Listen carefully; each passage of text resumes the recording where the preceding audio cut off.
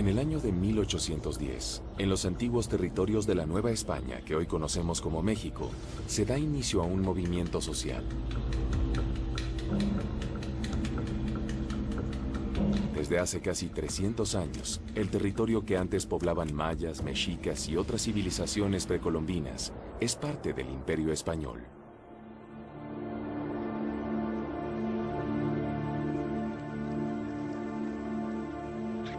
Hay una serie de crisis agrícolas a finales del 18 y principios del 19 que van a afectar a la sociedad, sobre todo a los estratos socioeconómicos más bajos, y esto yo creo que va a ser también un caldo de cultivo del descontento, ¿no?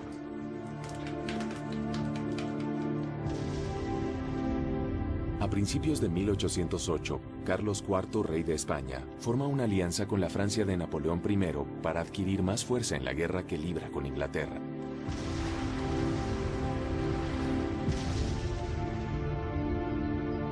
El rey exige a sus súbditos en América el envío de más fondos y recursos para financiar el conflicto. La corona española, inmersa en una serie de guerras, inmersa en una serie de conflictos internacionales, aumenta de una manera drástica las medidas de exacción fiscal hacia toda la población novohispana.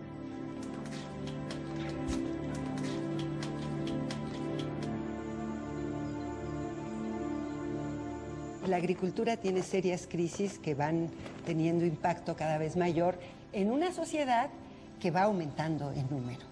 Entonces, no es tan fácil darle de comer a toda la sociedad novohispana. De los 6 millones de habitantes que hay en la Nueva España, 5 millones son indígenas. Del resto, la mayoría es mestiza o criolla y solo una minoría está integrada por españoles. La minoría peninsular detentaba los principales puestos de control político. Los puestos más altos, tanto en la esfera del poder eclesiástico como en la esfera del poder secular, estaban en manos de peninsulares. Los tuyos, en términos generales, son lo que llamaban los nacidos y criados en la tierra, en América, ¿no? Hay gran diversidad en todos estos sectores, pero los sectores más altos, los sectores preparados, los sectores profesionistas, digamos, tienen una serie de aspiraciones de una mayor participación en la vida política de su país.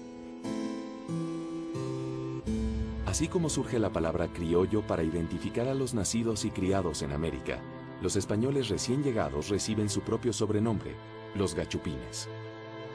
Un término que comenzó a ser prácticamente un estigma cada vez más fuerte hacia el peninsular.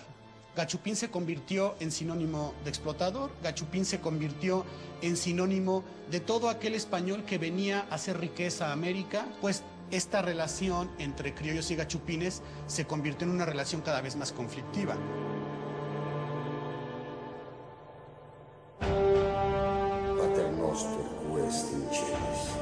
Dentro de este grupo de criollos se encuentran dos hombres que han pasado a la posteridad como los portavoces de los agravios de una gran parte de la población novohispana. Miguel Hidalgo, el líder, e Ignacio Allende, el estratega.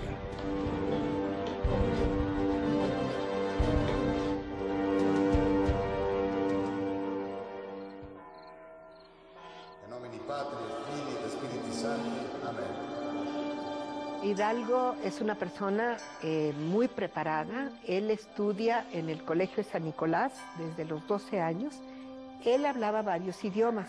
Por supuesto, hablaba el castellano muy bien, escribe muy bien. Hablaba el latín, el griego, lo escribía. Hablaba otomí, quizá algo de náhuatl, el francés, el italiano.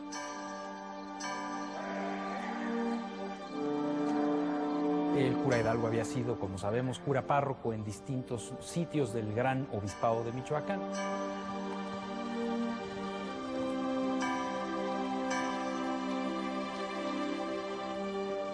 No es un cura de pueblo, es un cura considerado para finales del siglo XVIII como el mejor teólogo de su diócesis.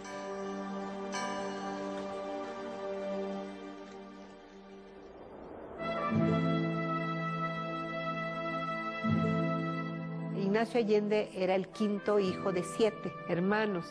Su madre muere muy pronto, él ha de haber tenido unos 3 años cuando su madre muere. Su padre, don Domingo, va a morir cuando él tenía unos 18 años.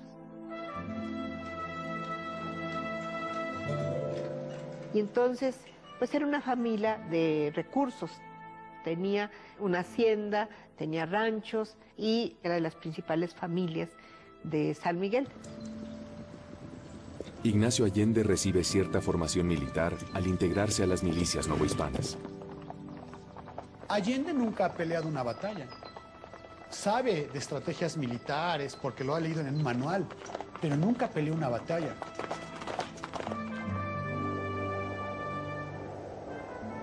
Hidalgo y Allende comparten el descontento de la mayoría de los criollos.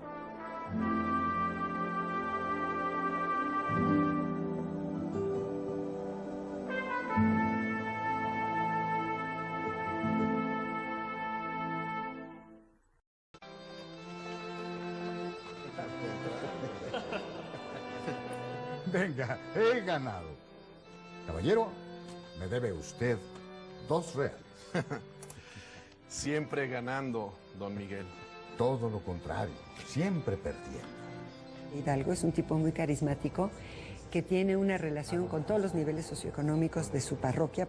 Hace tertulias en su casa, hace traducciones de obras de teatro francés, hace representaciones teatrales, hace conciertos. También es un empresario porque le da por preocuparse por la cría del gusano de seda y algunas otras cosas más. Las cosas tienen que cambiar. No llueve, la sequía, el hambre, las deudas, las pérdidas. Y estos infames gachupines. Una tertulia es un espacio de sociabilización que se vuelve muy importante en estas épocas de crisis. Era una reunión de amigos que cada X día de la semana se reunían a discutir ciertas cosas y que permite discutir los asuntos del día. Pobres de nosotros, los infelices criollos, acosados por las deudas, la iglesia quebrando y el gobierno de estos borbones bribones. En sus tertulias que tenía allí con los de Taximaroa y en esa zona, pues a veces decía cosas que escandalizaban a algunos de los visitantes. Pero si no he sido yo quien lo ha dicho, hombre. Lo dice San Pablo, lo dice Humboldt. El gobierno de la iglesia está manejado por ignorantes. Las cosas tienen que cambiar. Tienen que cambiar. Señores, cambiemos el compás, por favor. Cambiemos el compás.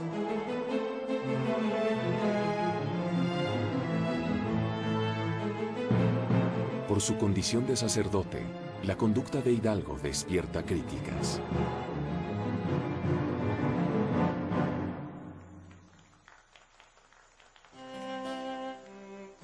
Guardad, Lorenzo, mi disciplina y cilicio, y llorad porque el cielo os ilumine siempre. Decid si alguien me busca, que he ido a repartir limosnas entre los presos. ¡Cuánta afectación y palabrería! ¿Qué queréis? Deciros que... Dios mío, Dorina, hacedme la merced de tomar este pañuelo antes de hablarme. ¿Para qué? Para cubriros ese seno. Le gustaban muchísimo las fiestas, les gustaba el teatro, sobre todo Molière, le gustaba especialmente el Tartufo. Cosas así lesionan las almas y producen culpables pensamientos. El capitán Ignacio Allende también participa de las tertulias. Fácil sois a las tentaciones. Yo creo que él había tenido varias esposas y en la última se le había muerto. Había tenido 4, creo, hijos con distintas mujeres y era un hombre muy atractivo aparentemente, con mucho encanto personal. Solo debo decirlo, 2 cosas. La señora va a bajar a esta sala y os pide la gracia de un rato de conversación. Muy de mi grado. Había un clero también en decadencia en cuanto a sus costumbres. Tenemos casos de alto clero con hijos, tenemos casos de alto clero con mujeres amancebadas.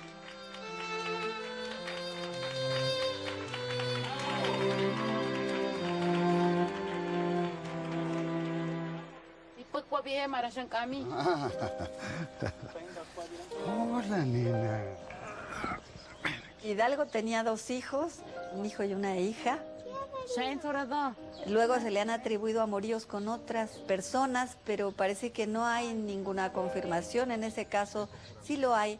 No era raro, pues, que los curas tuvieran relaciones amorosas y que hubieran hecho familia. Deje el gusanito en su casa y nosotros nos vamos a la nuestra, ¿eh? Venga, vámonos. En los primeros años del siglo XIX, Hidalgo enfrenta acusaciones y hasta un juicio de Inquisición.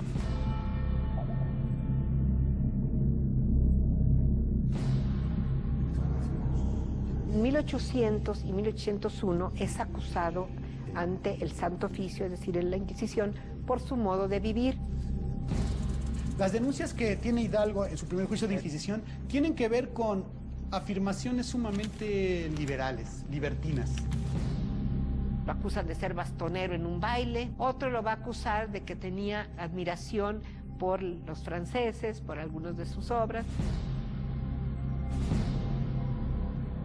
Se hablaba de que él negaba el infierno, la existencia del infierno. Se hablaba de que criticaba incluso a los apóstoles. Es que la mayoría de los procesos de la Santa Inquisición no llegaban a más. Se hacía una investigación, los amigos o los que habían denunciado, se calificaban los testigos y muchos se cerraban.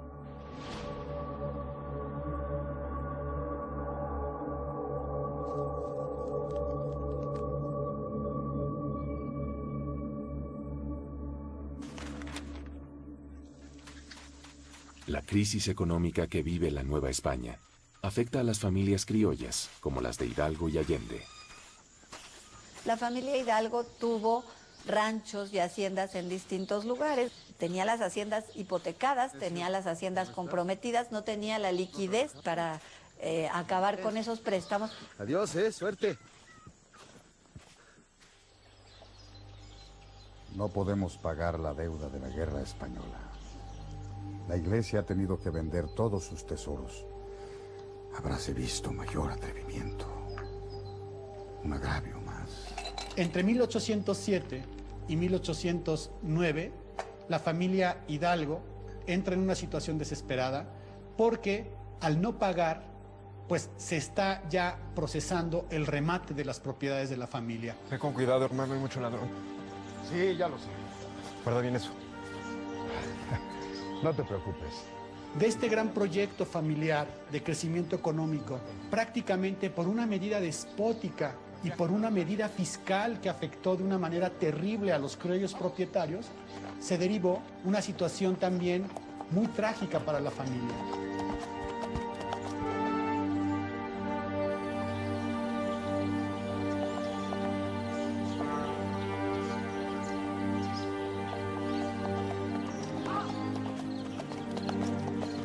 Deben 7,000 pesos, no tienen el dinero, luchan mucho, están a punto de perderla, a tal grado que en 1809 muere loco Manuel, el hermano de Hidalgo.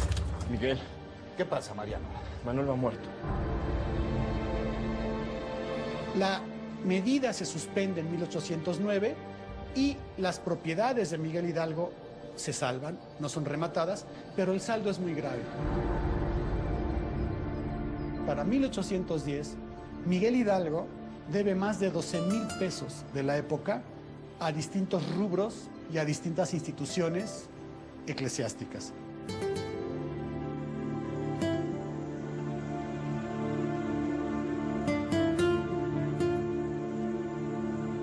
Hay en Hidalgo un gran resentimiento contra España por sacar fuera a los criollos de los altos cargos y también por llevarlos a extenuarlos económicamente mediante esto.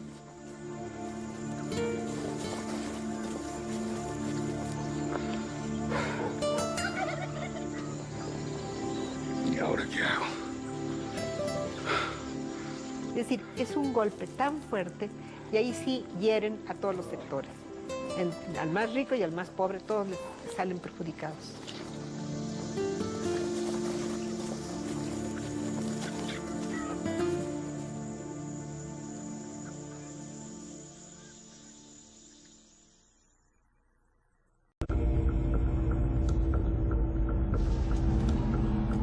En 1808, Napoleón I invade España. El rey Fernando VII es derrocado y la corona española es ocupada por José Bonaparte, hermano de Napoleón. Esta usurpación crea un clima de incertidumbre, nunca antes visto en los territorios americanos. Todo esto va a causar muchísimo disgusto y malestar en la población, porque por primera vez un intruso está gobernando sin ninguna base legal y además los americanos, los criollos, sienten que ha habido pues un abuso de autoridad y que no tienen gobierno legítimo.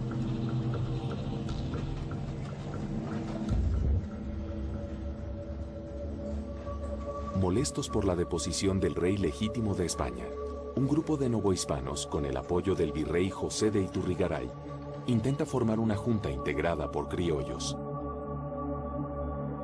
Los españoles peninsulares se asustan y piensan que si los novohispanos hacen una junta, pues puede desembocar en una independencia.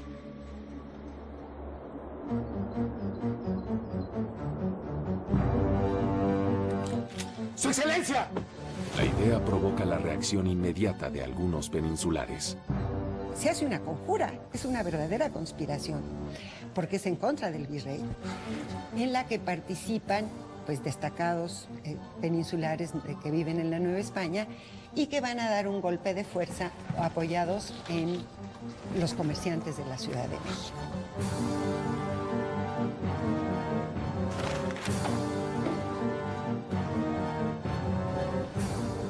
Son 300 los que dan el golpe de Estado y aprenden al virrey y a su familia y a los principales promotores del autonomismo criollo y los ponen presos.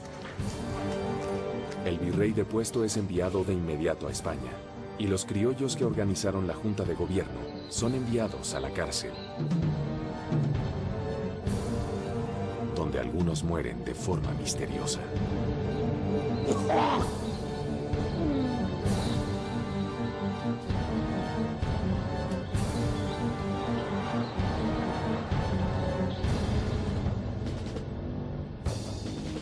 Dos años más tarde, España sigue en poder de Napoleón I. En la Nueva España, entre tanto, un descontento más generalizado favorece la formación de conspiraciones en contra de la autoridad virreinal.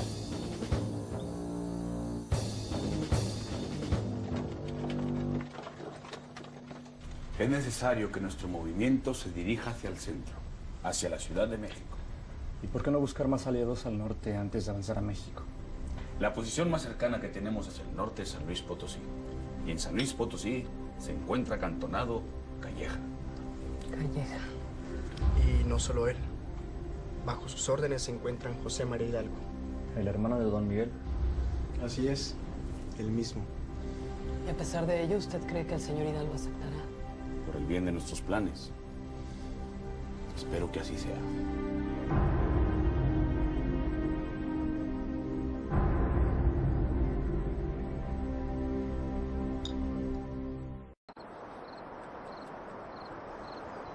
Hidalgo parece la persona ideal para encabezar un alzamiento. Allende y el resto de los conjurados de Querétaro ven en el sacerdote a un líder que hará que muchos otros se sumen a la causa.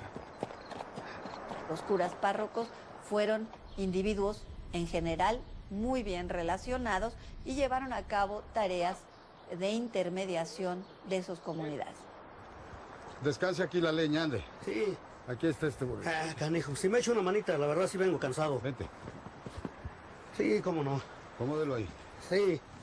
La figura sacerdotal como cabeza de un movimiento calma las dudas de un pueblo.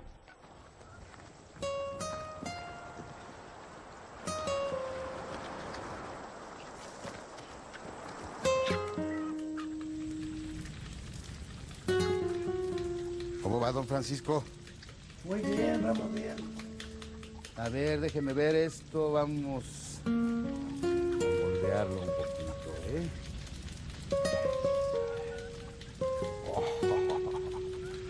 En aquella época el cura también era un maestro, no solamente de la doctrina. Generalmente enseñaba al pueblo a practicar determinados oficios.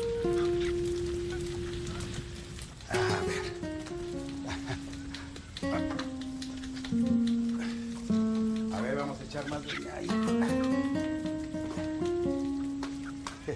No hay que olvidar que la carrera eclesiástica era una opción para la gente en la Nueva España y algunos eran curas sin vocación porque entraban porque les interesaban los libros, porque les interesaba sobrevivir, y otros entraban porque sí tenían una profunda devoción de pastores.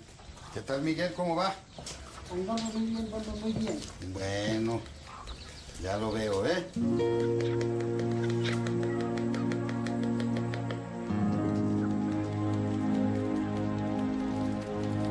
No es extraño el hecho de que eclesiásticos, curas párrocos, se hayan involucrado de manera directa en la insurgencia. In nomine Patri et Filii et Spiritus Sancti.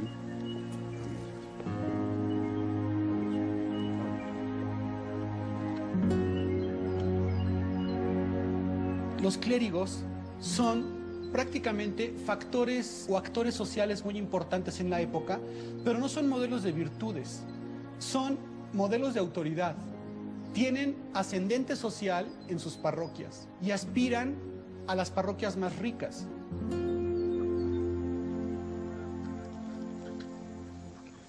Tegi Shadi, Bako, watogi.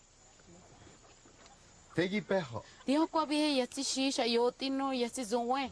Dija modi he dunti, por gasto no escapefi poeca guie. Ah, este jamás me fui.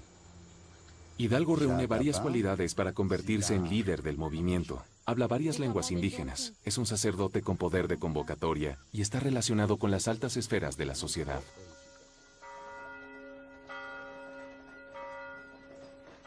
Salud, Miguel. Salud.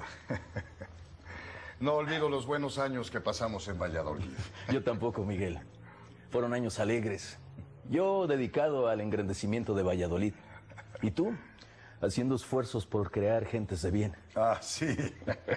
Vaya empresa. Proponen que sea un sacerdote quien dé la voz. Así era una forma de hablar, dar la voz de insurrección, dar la voz de libertad, dar el grito de insurrección. Son metáforas de la época. Con la situación política y la madre patria en manos de esos ateos franceses, Napoleón, no sabemos lo que pasará. No sabemos. Y bueno, Miguel, ¿cómo sigue la crianza del gusano de seda? Bien, Juan Antonio. El obispo prometió darme una buena cantidad de gusanos. Toda una gusanera que esperamos sea muy laboriosa. Esperemos. La sequía, el hambre, las deudas, las pérdidas. Hidalgo participa de algunas reuniones secretas en Querétaro. Está al tanto del plan que traman. Mejor bebamos un chocolate para levantarnos el ánimo. Muy bien. En una Nueva España, como la de la época, que era más religiosa que la propia España, la figura del sacerdote era muy importante, muy respetada, muy querida. Y sí les ayuda mucho que sea un sacerdote el que dé la voz. Está bien. Hidalgo y Allende se unen y comparten la voluntad de establecer una junta de americanos que gobierne el país en la ausencia del rey depuesto. ¿Queréis molestar algunas conciencias? Eso espero. Algunas malas conciencias. Y hay un organizador, uno que planeó la insurrección, que se llama Ignacio de Allende, y otro que es el vocero de esa insurrección. Y eso va a traer conflictos después.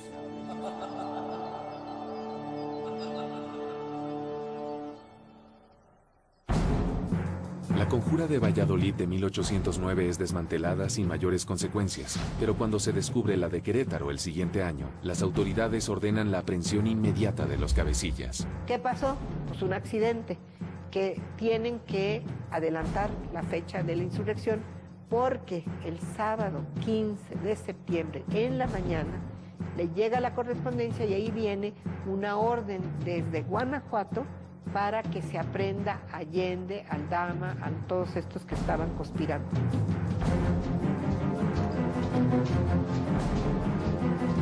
Allende decide, después de las 5 de la tarde más o menos del sábado, irse a Dolores a ver al padre Hidalgo. ¿Pero por qué va inmediatamente a ver al padre Hidalgo? Para que no haya dudas en el pueblo que ellos son antirreligiosos o son emisarios de Napoleón.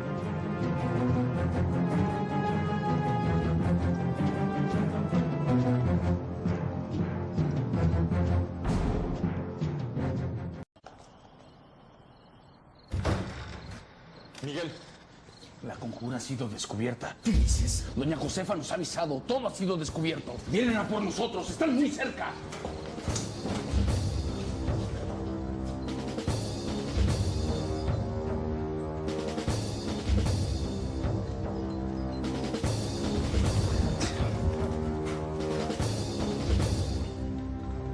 Juan Aldama dice que llegaron, despiertan al padre Hidalgo, toman chocolate, como era la costumbre novohispana. Si todo ha sido descubierto, lo más oportuno es que vayamos hacia el norte. Estamos perdidos, don Miguel. Sí, aquí no hay más recurso que ir a coger gachupines. Adelantar todo. Eso es una locura, Miguel. ¿Y cómo esperabas que sucedieran las cosas, Mariano? La propuesta era tomar rehenes de españoles europeos e ir a la Ciudad de México y canjearlos por el gobierno famoso de la Junta. Ellos querían su Junta y para eso llevar rehenes y obligar a las autoridades en la Ciudad de México a cederles su Junta. Vayan por los gachupines y métanlos en prisión. Liberen a los reos y alerten a la gente.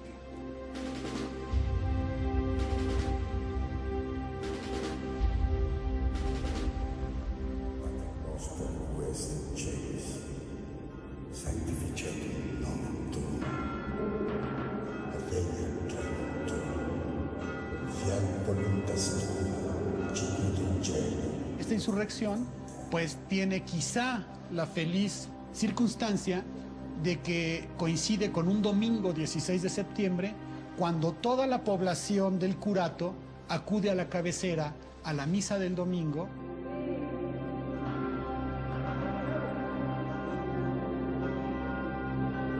Y en ese momento es cuando se dan cuenta pues que el señor cura, don Miguel Hidalgo, pues ha suspendido la misa porque dice que los gachupines ya van a entregar el reino a Napoleón.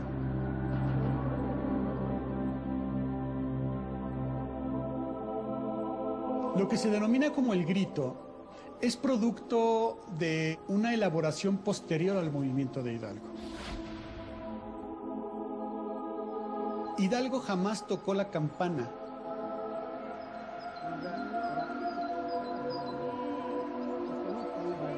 ¡Muera el mal gobierno! ¡Viva Fernando VII!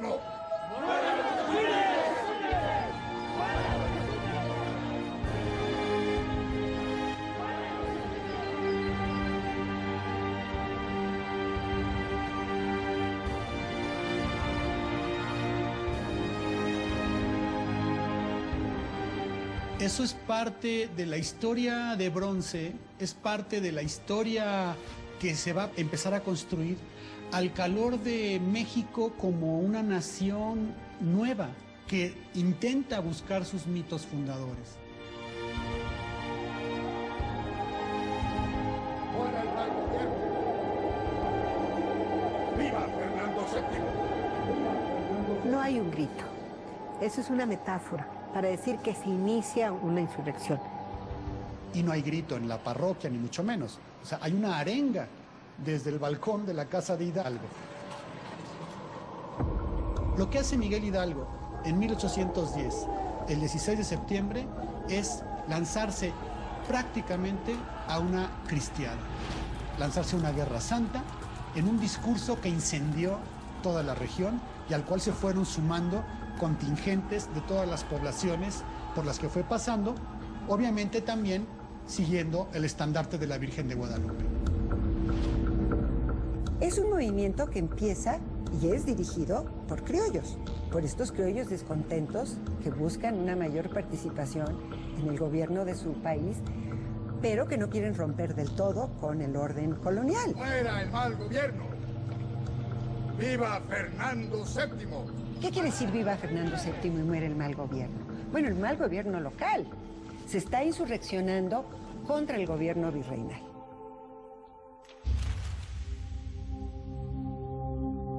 Ellos nunca se dijeron insurgentes. Ellos se decían patriotas, se decían la buena causa, se decían españoles americanos, los criollos, el criollismo que se levantó en armas, así decían. La palabra insurgente se lo pusieron los realistas. El levantamiento de Hidalgo se hace con algunas consignas. Por un lado, Hidalgo lo que dijo es, síganme, vamos a defender la patria. Y luego dijo, se acabará el tributo y se acabará la opresión. Lo que sí es muy seguro es que ningún testimonio dice con claridad que Hidalgo sonó la campana y dijo viva la independencia. Eso claramente no.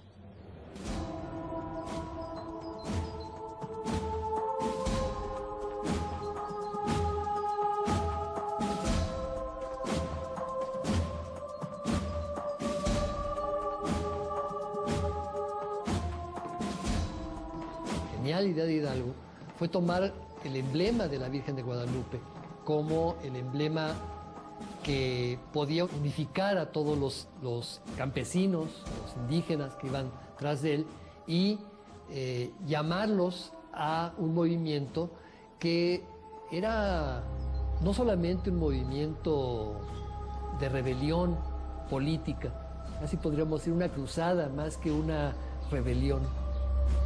En el nombre del Padre, del Hijo, del Espíritu Santo. Amén.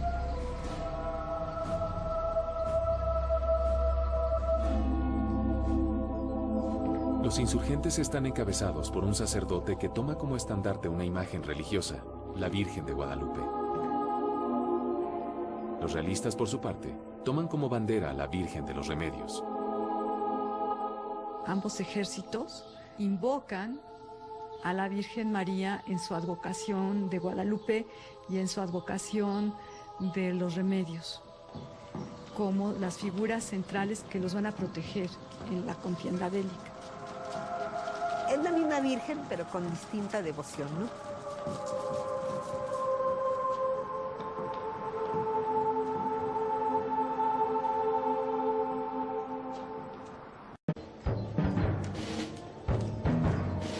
Bienvenidos, señores.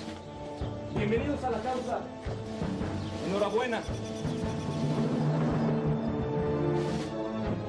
Tras el alzamiento en Dolores, los insurgentes comienzan a buscar apoyo para enfrentarse a la respuesta del poder virreinal.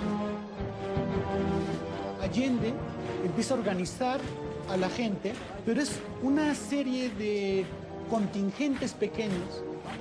Muchos regresan a sus casas y van por sus machetes, van por sus asadones, porque van a ir a defender con el cura Hidalgo a la religión y van a ir a matar gachupines porque han entregado el reino a los franceses. Ese es el primer ejército de Hidalgo.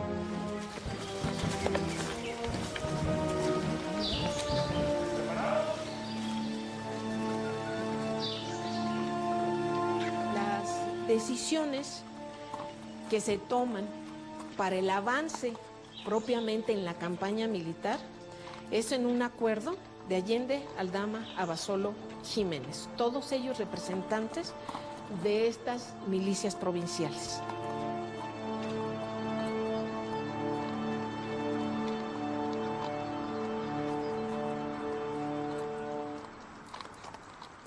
Usted insistió en traerlos a esta nuestra lucha, pero jamás se ha detenido a pensar que esos pobrecitos ni siquiera entienden en sus cabezas. La presencia de Hidalgo siempre fue abrumadora, en el sentido del liderazgo, del conocimiento, de la sensibilidad, de la permeabilidad que tenía. Creo que la personalidad de Allende, pues para Hidalgo fue un complemento y para Allende fue abrumadora. Ya hay cierta fricción, realmente desde el 17 al día siguiente ya empieza a haber fricción entre los dos, porque uno la planeó y el otro está siendo el vocero y está dando las órdenes. Lo que va a pasar aquí, y eso lo cuenta Allende, que Juan Aldama, él y el padre Hidalgo se pusieron de acuerdo para los tres mandar juntos la insurrección y estar siempre de acuerdo.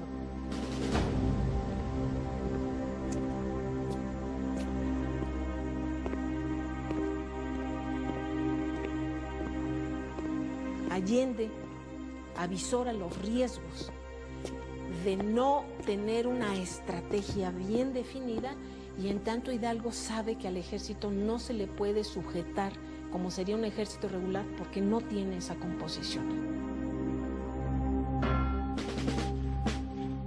El 16 de septiembre llegan a salir de Dolores 600 personas y se va engrosando hasta cuando llegan a, yo creo que a San Miguel ya son como 1000 y pico.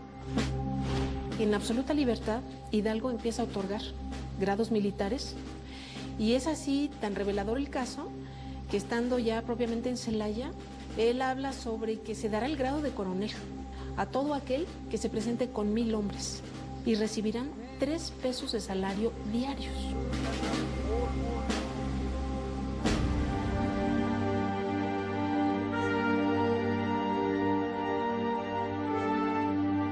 La idea muy probablemente de Hidalgo fue la de abrir las prisiones, entonces de hecho en adelante el movimiento tendrá como característica ir abriendo las prisiones. Entonces sí había muchos presos y criminales acompañando el movimiento, y un movimiento con una gran xenofobia y un gran revanchismo.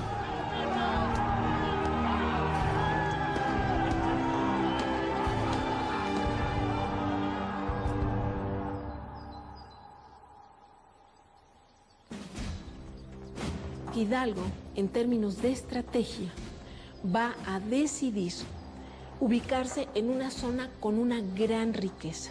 ¿Y eso qué implica? Que en cada lugar donde Hidalgo va posicionando, se va haciendo de recursos. Esos recursos son entregados vía salario, y el siguiente aliciente para que el salario se vea engrosado, pues va a ser permitir el saqueo abierto. Encabezados por Hidalgo, las huestes insurgentes, como las llaman los realistas, crecen en número rápidamente. En pocos días, son más de 20,000 hombres que avanzan rumbo a la ciudad de Guanajuato.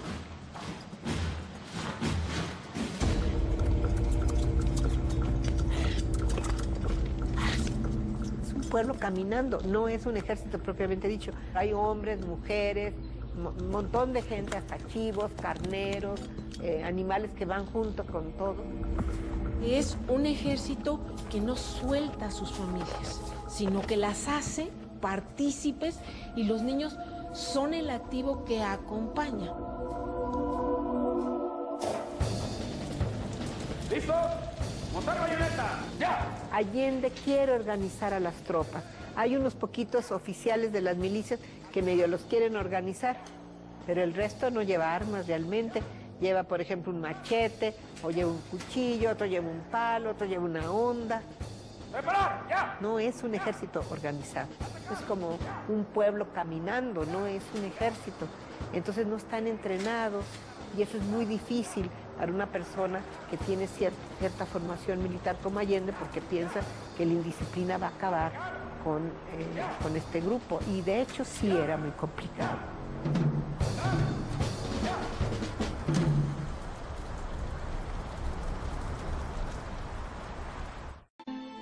Son reivindicaciones de índole muy distinta a las de los grupos de los criollos, ¿no? Son reivindicaciones que tienen mucho que ver con cuestiones del trabajo, de las condiciones de trabajo, con cuestiones de la tenencia de la tierra, por ejemplo, o uso del agua. Si uno lee las proclamas, pues están dentro de la tradición del autonomismo criollo. Cuando Hidalgo habla de crear un gobierno, de crear un congreso, abolición de la esclavitud, el acabar con los estancos, con las cuestiones económicas, ¿no?, de los monopolios y demás estatales. En realidad encontramos muy pocos esclavos en la Nueva España para finales del siglo XVIII y principios del siglo XIX. Lo que está haciendo Miguel Hidalgo a la hora de liberar a los esclavos es prácticamente meter otro factor de conflicto entre los negros y sus amos españoles. Esto es tratar de ganar más adeptos a su movimiento.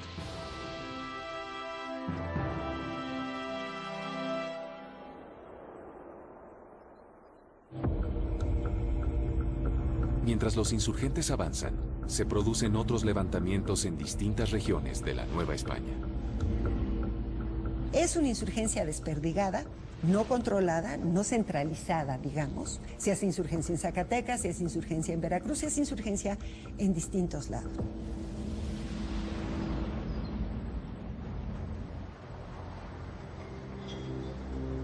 Don Miguel, creo que lo más oportuno es tomar el valle hacia la ciudad de Querétaro. No, Ignacio, no. Mire usted, yo voy a ir con mi amigo Riano. Si él nos apoya, iremos a Guanajuato.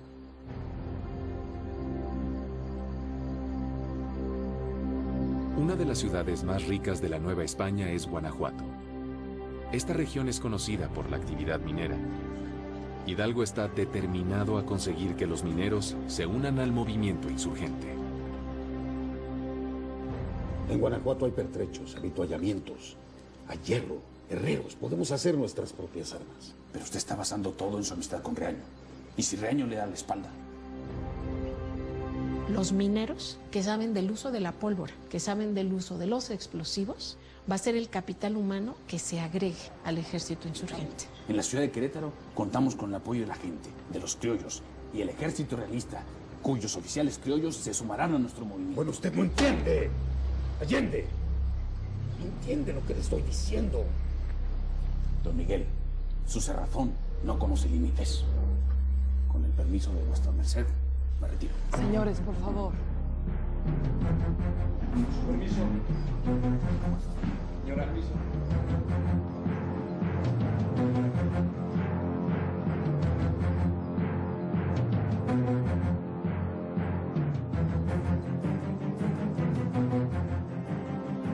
Allende cede y las fuerzas insurgentes avanzan finalmente rumbo a Guanajuato, donde gobierna el amigo de Hidalgo, el intendente Juan Antonio Riaño.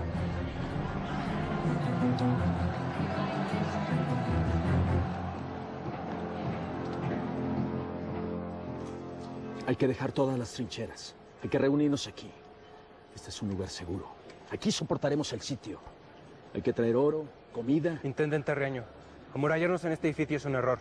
Debemos enfrentarlos en las calles. Es mi deber proteger a los súbditos del rey. Solamente aquí estaremos a salvo. Hidalgo en ese momento diseña que antes que llegara una confrontación de guerra, habría que plantear la posibilidad de tomarla pacíficamente. Una nueva carta de Hidalgo.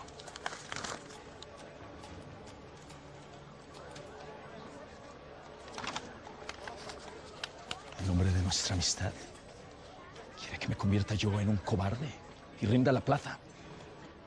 No quiero recibir ni un comunicado más. Hidalgo le escribe 2 cartas, una diciéndole que como capitán de América, capitán general de América, le dice que entregue la ciudad para que no haya derramamiento de sangre, más o menos algo así. Y otra privada donde le dice que la amistad que los une le ofrece protección para su familia, para su esposa, para sus hijos, como diciéndole, usted es mi amigo y yo no quiero que ustedes sufran ningún daño, ¿verdad? El intendente Riaño no accedió a las ofertas de Miguel Hidalgo de entregar la ciudad. A pesar de que eran amigos, pues Riaño le contesta que hasta donde él tiene entendido, aquí el único general es el virrey de la Nueva España y que no reconoce a ningún otro.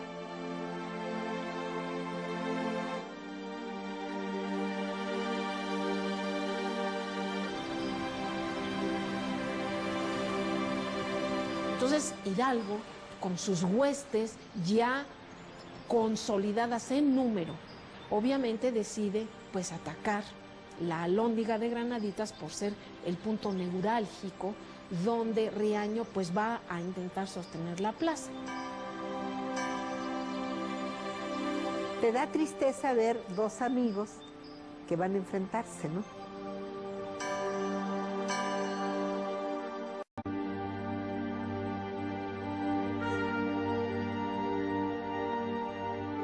El 28 de septiembre de 1810, el ejército insurgente decide atacar Guanajuato. El intendente Juan Antonio Riaño se acuartela en la Alhóndiga de Granaditas, un depósito de granos. ¿Por qué se había metido Riaño ahí? con unas 300 y tantas personas, pues porque era el único lugar donde se podían defender. Y ahí meten pues todo lo que le pertenecía al rey, diríamos caudales, papel sellado, pólvora, cosas que eran de los estancos reales. ¡Montar bayoneta! ¡Presentar el arma! ¿Listo?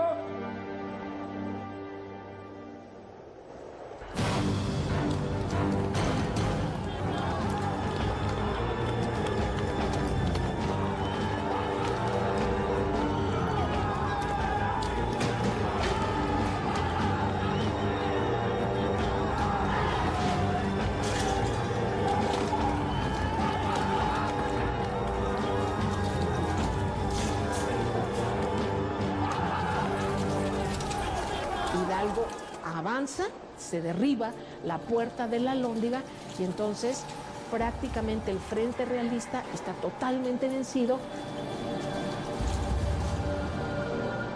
Los insurgentes entran, además con lo que da la fuerza social que hasta ese momento se ha sentido prácticamente rezagada de todas las prebendas que se han generado en estos años de la colonia, y entonces con esa furia de resentimiento, con esa furia social, hacen una toma de la Alhóndiga de Granaditas brutal.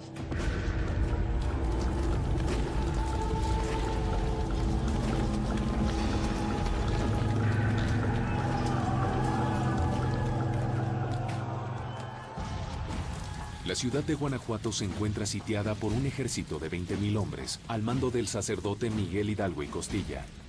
Una de las fuentes que ayuda a reconstruir la historiografía de estos eventos es el periodista Carlos María de Bustamante. Carlos María de Bustamante es periodista, se refugia con los insurgentes y forma parte de la insurgencia.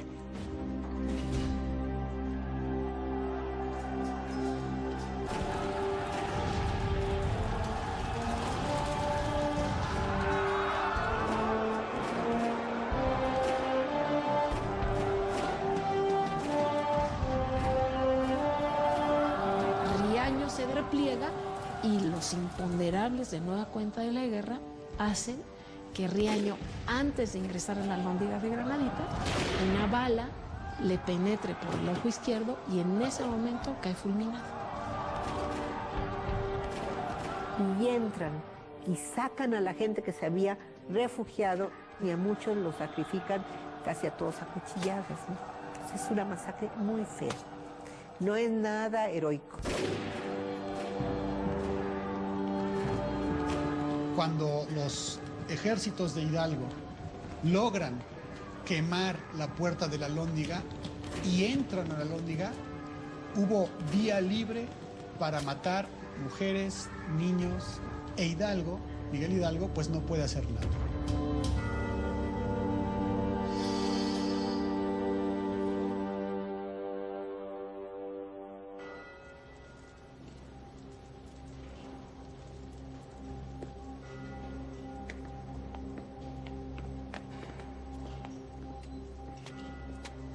Me imagino que le dolió mucho a Hidalgo la muerte de su amigo, ¿verdad?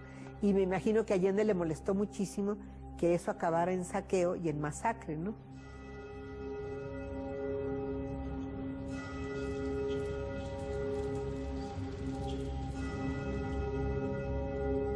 Pues de una violencia muy fuerte, porque además es el espacio más emblemático de la riqueza minera y del poder económico, entonces no cabe duda que pues es una lucha de fuerte tinte social y de fuerte xenofobia, la de la Alhóndiga.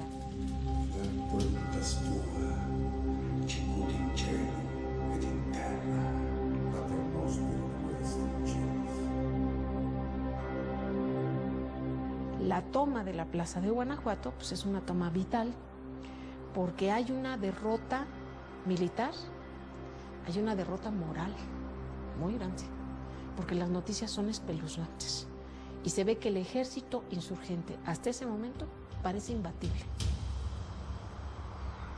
La masacre de Guanajuato da la sensación que el ejército rebelde está fuera de control.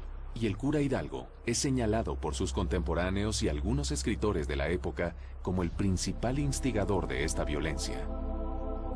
Hidalgo permite el saqueo de la ciudad. Es una toma muy violenta que va a marcar al movimiento como violento y le va a quitar la posibilidad de ayuda de ciertos sectores de la sociedad novohispana.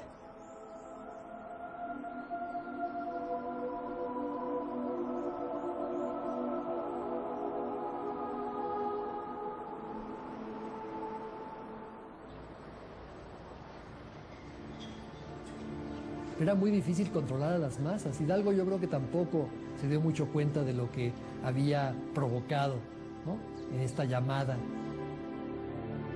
Ya no pudieron controlar esa masa de gente que se fue sobre la Alhóndiga. Le arrancaron la ropa a los muertos, se la pusieron todavía llena de sangre. Carlos María de Bustamante, que te digo, hay que pensar que siempre fue simpatizador de la insurgencia, dice que una tribu de apaches no hubiera hecho todas las destrozos que hicieron, porque además se dedicaron a verdaderamente saquear Guanajuato, ¿no?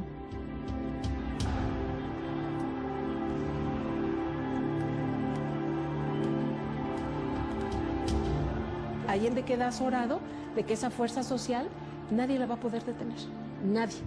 Y entonces, ¿qué es lo que sucede? Que obviamente por horas y horas hay un saqueo permanente.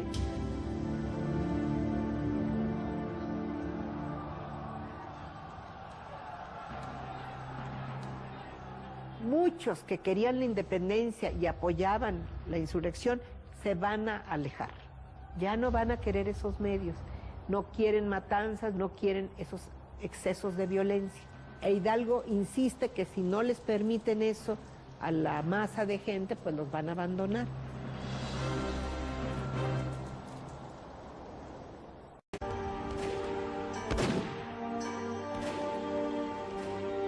Los hechos sangrientos de Guanajuato tachan al movimiento de cruel y violento. El cura Hidalgo es excomulgado. Tu apostasía de nuestra sagrada religión, por libertad y secreto, la hipócrita. El levantamiento había provocado pues el asesinato, la turba levantada, ¿no?, la toma de la Alhóndiga de Granaditas, el asesinato de españoles. Todo esto había provocado un gran malestar y un gran temor, ¿no?, alrededor de esto que se supone que era un movimiento que debía buscar la armonía y no la ruptura, ¿no? Las campañas de Hidalgo son muy criticadas porque precisamente dañaron muchísimo, destruyeron familias, destruyeron haciendas, destruyeron patrimonios. Los insurgentes siguen avanzando hacia la Ciudad de México. En el trayecto, el número de simpatizantes que se unen a la causa aumenta día a día.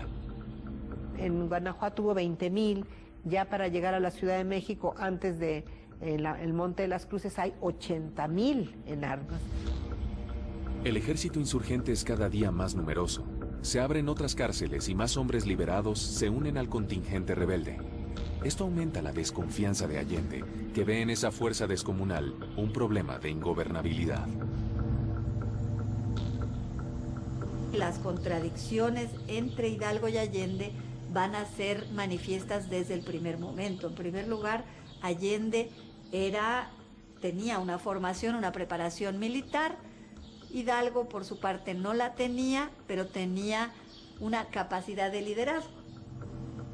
Se estimaban, se ve que había mucha cercanía. Lo que pasa es que tienen dos visiones diferentes.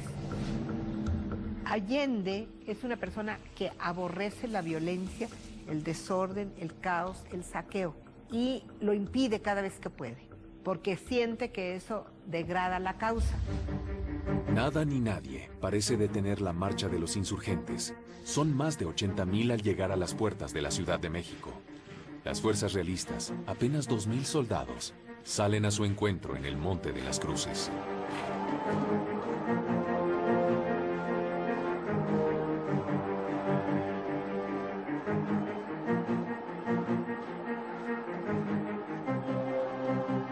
La batalla de las Cruces se da a fines de octubre. de 1810. Es un fuerte encontronazo entre dos ejércitos muy improvisados, el ejército realista que está tratando de impedir el acceso de este contingente rebelde a la Ciudad de México, contra un enemigo muy, muy nutrido, que prácticamente no tenía nada que perder.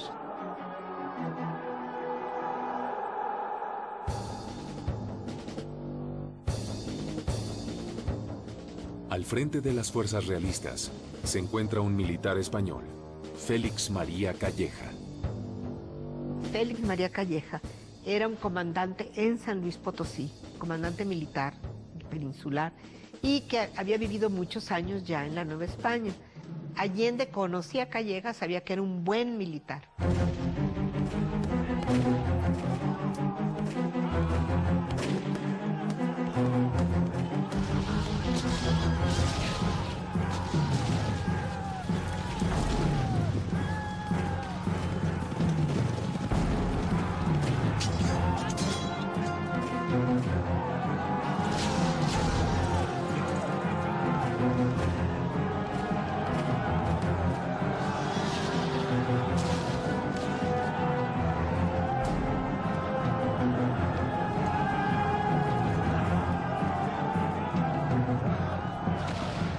El factor determinante para el éxito es el valor de ese ejército insurgente, que no obstante las descargas de un ejército más formal como es el de Trujillo, logra vencer la resistencia realista y dejarlo con 50 hombres. Torcuato Trujillo como testigo fiel del evento militar, visto en toda su magnitud, como fue la batalla del Monte de los Cruces, llevar noticias terribles a la ciudad capital de la Nueva España. Hablar que el ejército es descomunal.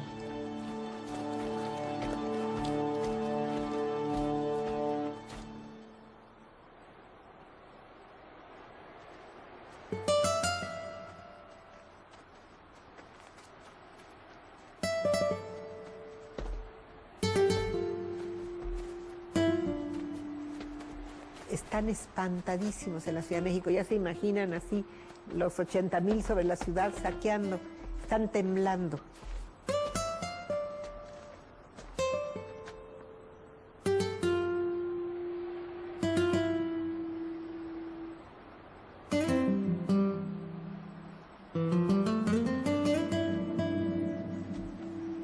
La aplastante victoria en el Monte de las Cruces trae consigo otro desacuerdo entre Hidalgo y Allende: avanzar sobre la Ciudad de México o replegarse. En realidad, ellos, antes de tomar una acción de esa naturaleza, enviaban emisarios para ver los contactos con sus amistades y ver qué tanta seguridad tenían antes de entrar a eso. Hay quien dice, bueno, es que Hidalgo vio que aquello iba a ser una carnicería tremenda. A lo mejor, tampoco nos consta.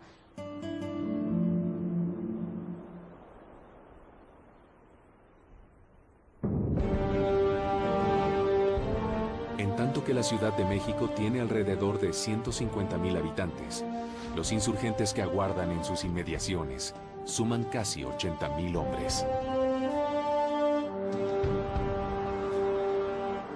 Este es el glorioso momento de tomar la ciudad capital. Con los 1,200 hombres con los que cuenta el general Trujillo, poco podrá hacer contra nosotros. No sé, Allende, no sé. Calleja está observando con mucha claridad las posibilidades que habría de que el ejército insurgente tome la capital novohispana en un ejercicio de fuerza muy importante, porque para ese momento el ejército de Hidalgo ya tiene una base integradora de 80,000 gentes.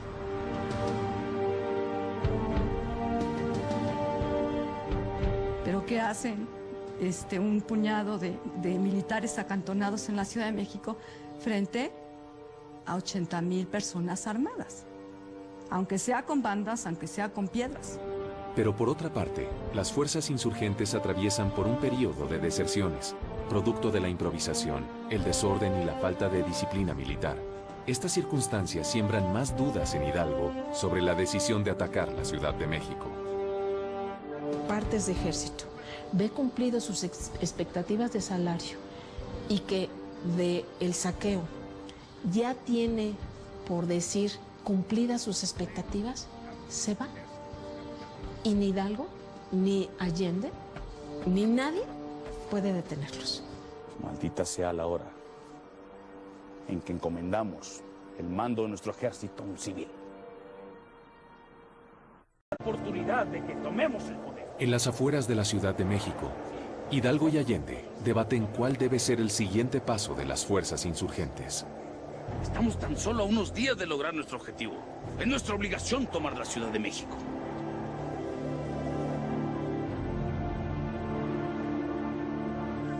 Es el momento de atacar Ciudad Capital. Con los 1,200 hombres de que dispone el general Trujillo, difícilmente nos podrán hacer frente. En México hay más de 1,200 soldados, Allende. Es nuestra gran oportunidad. Si le damos tiempo, se pueden reorganizar. Así es. Además, estamos tan solo a unos cuantos días de lograr nuestro objetivo. Primero hay que lograr la libertad de los esclavos y de las castas. Hay que devolverle la tierra a los indios. Pues era un error no tomar la ciudad.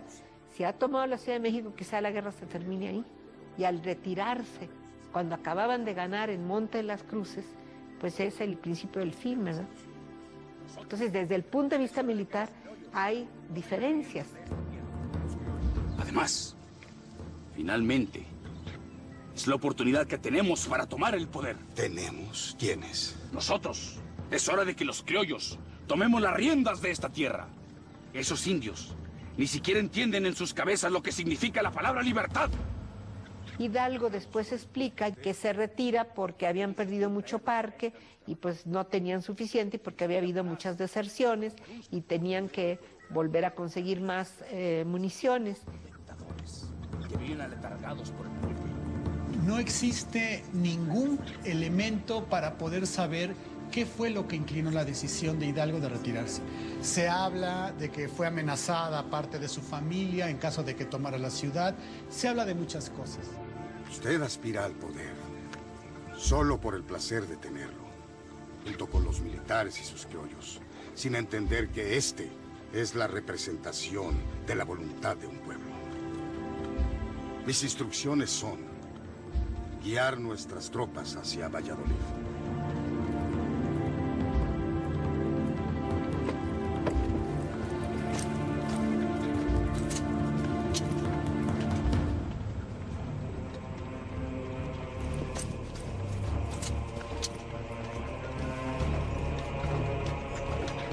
Allende entra en una contradicción terrible con el liderazgo de Hidalgo y entonces deciden que se van a dividir los frentes.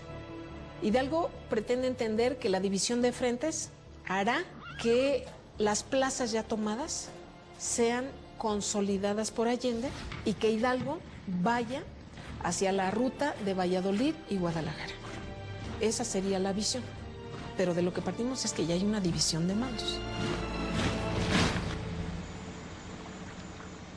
Hidalgo decide irse a Guadalajara, porque allá el amo Torres ha tomado Guadalajara. Y en cambio Allende le dice, no, tenemos vacía, sola a Guanajuato. No podemos hacerles una ciudad que la tomamos y la hemos dejado sin defensa. Hay que regresar a defenderla. Y ya no quiso Hidalgo. Allende también tiene que reconocer que no tiene la capacidad de convocatoria que tiene Hidalgo. E Hidalgo lleva la clara visión de reforzar y reintegrar su ejército. ¿Qué prueba que tiene el liderazgo? Que cuando llega a Valladolid, logra reintegrar a su ejército. Lo logra. Cuando Allende llega a Guanajuato, no logra integrar ejército. En camino hacia Guadalajara, la suerte de Hidalgo cambia para siempre. En Aculco se enfrenta con las fuerzas realistas al mando de Félix María Calleja y de Manuel Flón.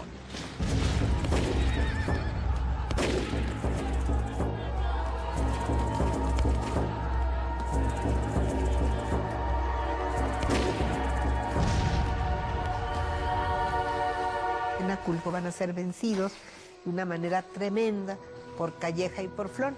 Muchos apresados, entre ellos muchos sacerdotes que iban con las tropas, y los mandan presos a Querétaro. Y ahí también ya empieza, diríamos, el inicio de una serie de derrotas, ¿no? Cuando los ejércitos entran en retirada, pensemos que, como se dice en el lenguaje militar, van con la guardia baja. En Aculco están a la defensiva, y al estar a la defensiva, eso hace que el ejército esté totalmente debilitado y el éxito de las fuerzas realistas pues sea prácticamente contundente.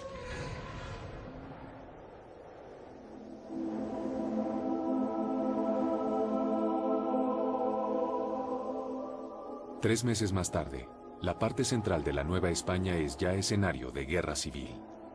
En muchas ocasiones, miembros de una misma familia terminan combatiendo en bandos contrarios.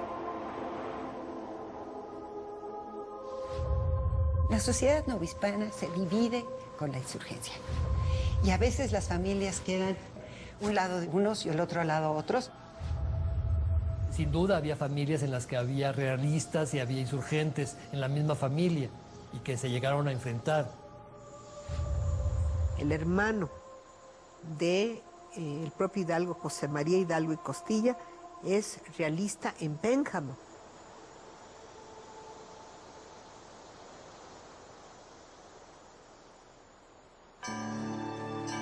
La insurgencia enfrenta su momento de mayor debilidad. Sus principales dirigentes están divididos, ideológica y geográficamente. En su camino hacia Guadalajara, Hidalgo continúa con una campaña de violencia desmedida.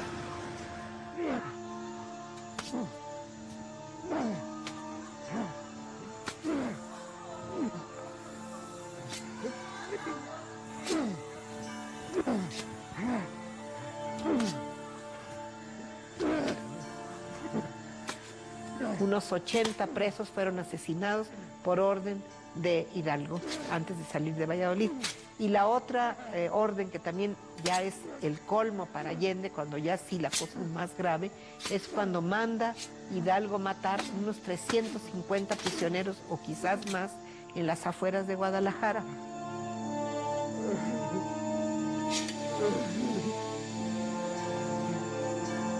Las familias de estos prisioneros, que eran inocentes, no es que hubieran hecho algo, van a ver a Allende y le dicen que detenga eso, y Allende ya está desesperado, va a ver a los miembros del Cabildo de la Catedral de Guadalajara y les pide permiso para envenenar a Hidalgo.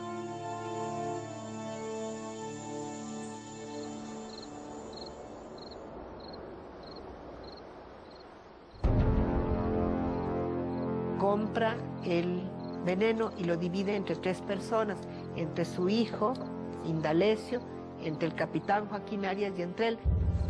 Indalecio, esto es para ti. Capitán Arias, este es el suyo. Y este es el mío. Retírense, por favor. A ese grado ya están las cosas ya en 1811.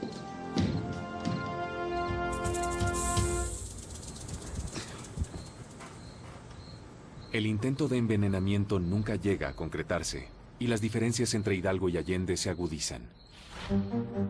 En Guadalajara, los insurgentes, muy debilitados, vuelven a enfrentar las fuerzas realistas en Puente de Calderón. Para cuando Hidalgo está en Guadalajara y que ya tiene el asedio de Calleja y lo tiene encima, Hidalgo ya está prácticamente derrotado. No va a haber capacidad de recuperación. Guadalajara es el principio quizá del fin, en donde se hace llamar Alteza Serenísima, donde se engolosina con el poder.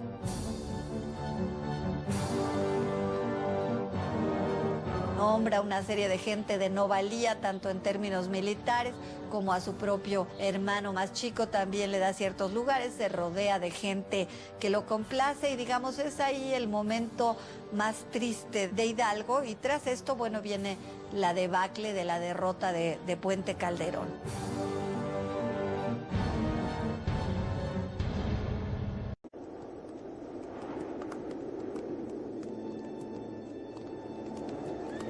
La derrota en Puente de Calderón, en Guadalajara, sella la suerte del ejército insurgente. Hidalgo y Allende, acompañados por sus hombres más fieles, huyen en desbandada. Después de Puente de Calderón, los insurgentes deciden escapar al norte. ¿A dónde van? Van a San Antonio, en Texas. Recuerden que Texas era parte de Coahuila, no era Estados Unidos. En Texas había habido una insurrección en 1810. Ellos creían que los insurgentes de Texas, de San Antonio, estaban dominando la villa de San Antonio. No era cierto. Los realistas ya tenían el mando otra vez en San Antonio. ¿Qué pasa? Un ex insurgente que los ha traicionado y ellos no saben, que es el capitán Ignacio Elizondo, se pone de acuerdo con las autoridades realistas de Monclova, y empiezan a pasar estos coches y caballos y los realistas a detenerlos. A mi señal. ¿Dónde está mi mano?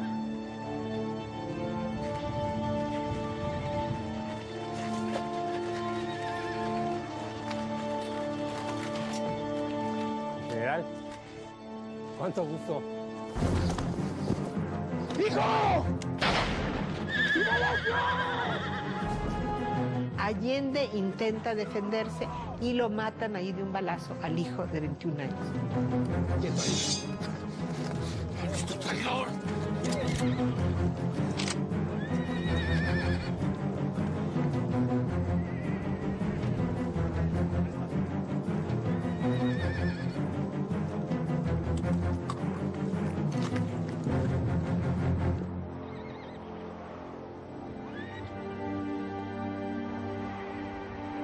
Horas más tarde, Hidalgo y su caravana también caen en la trampa.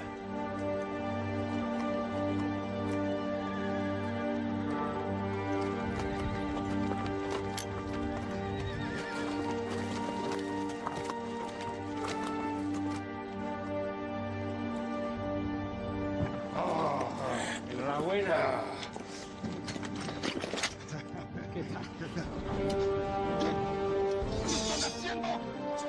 ¡Llévenselo! ¡Rápido, atacan los caballos! ¡Fuerte el rencor! ¡Son ustedes!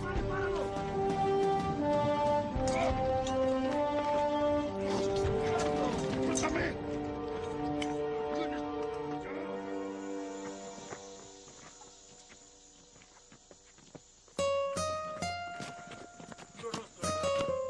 Total que se los llevan a todos estos más de 800 a Monclova. Ahí les hacen juicio, algunos los fusilan, a otros los mandan a prisión, ya sea al Caribe, o a las Islas Marianas, o a Filipinas, o a Ceuta, es decir, los reparten.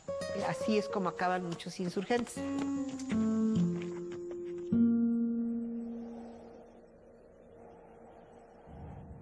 Fames gachupines.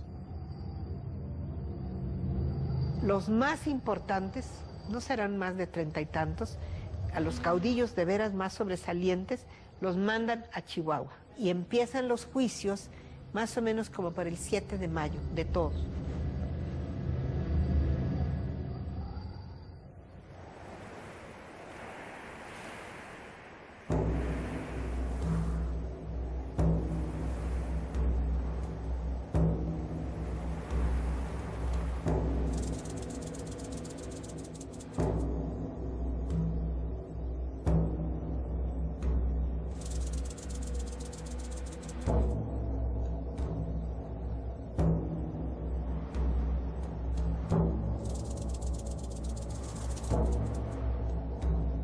¡Peloton!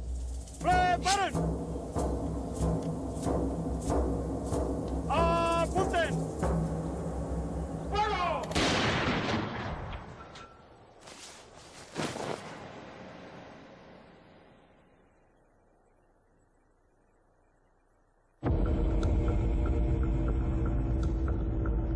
Antes de ser enjuiciado, Hidalgo es sometido a un proceso eclesiástico, en el cual se le degrada como sacerdote.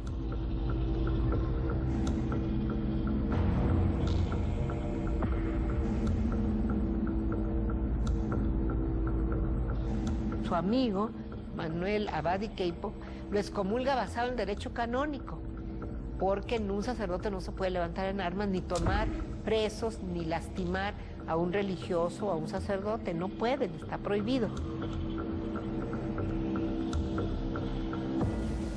Apartamos de ti la facultad de celebrar la misa por tus delitos contra la fe, por tu apostasía de nuestra sagrada religión, por libertino, enemigo implacable del cristianismo y del Estado, por sedicioso, por revolucionario, por deísta, por ateísta, por ser un reo de lesa majestad. Tienen que quitarle las vestiduras, tienen que rasparle las manos y toda una serie de cosas que visiblemente, y bueno, y después él tiene que hincarse, digamos, también en una actitud de modestia, pero también de humillación. Sirvatu, seductor, lascivo, traidor al rey y a la patria. Un mes más tarde, Hidalgo es hallado culpable y condenado a la pena de muerte.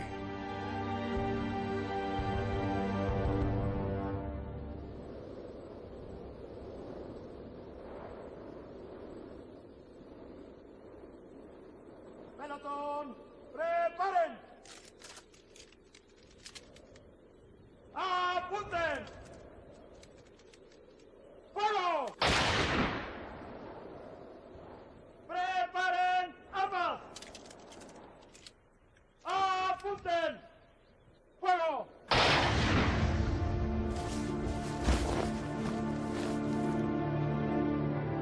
Hidalgo, pues, en sus caracteres de líder, él asume que la responsabilidad total es la de él, de todas las acciones que se hayan realizado, los desaciertos, los conciertos, todo lo que se haya realizado es responsabilidad de él. Cuando le hacen la pregunta en su juicio de que por qué no les hizo juicio a los peninsulares para ver si eran culpables y entonces ejecutarlos, contesta, porque no lo eran. Reconoce que dio cauce a una violencia desatada.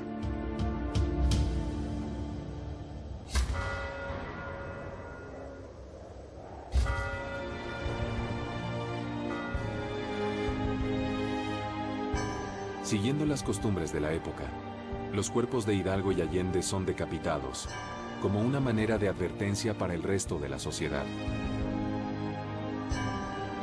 Sus cabezas son expuestas públicamente. Pero esto no sería suficiente para evitar que la guerra civil se extienda durante una década.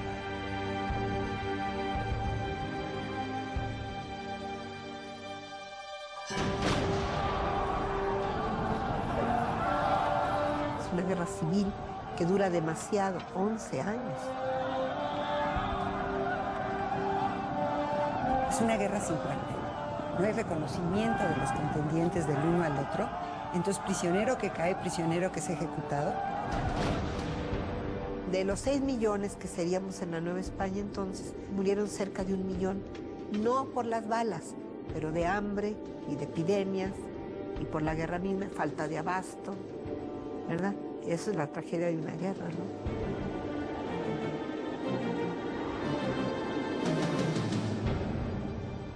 El movimiento insurgente de 1810 es una compleja lucha que pasaría por distintas etapas y que culminaría con la independencia de la Nueva España, la cual no estaba en los planes de los primeros alzados, Hidalgo y Allende. Yo creo que cada uno de ellos jugó un papel.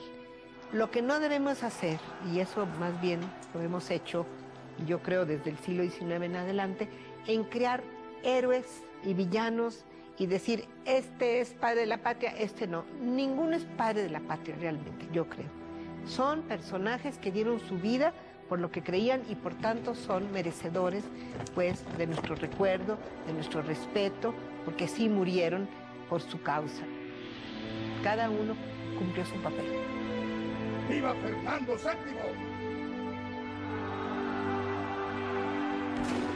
VII! Hidalgo lo que hizo fue darle un golpe mortal a la monarquía en la América septentrional. O sea, de ese golpe la monarquía ya no se iba a recuperar. De ese golpe, el virreinato ya no se iba a recuperar. Claro, Hidalgo estaba muy lejos de saber que las acciones que había comenzado con la insurgencia desembocarían en la creación de un país que ahora se llama México. No tenía idea que eso iba a pasar.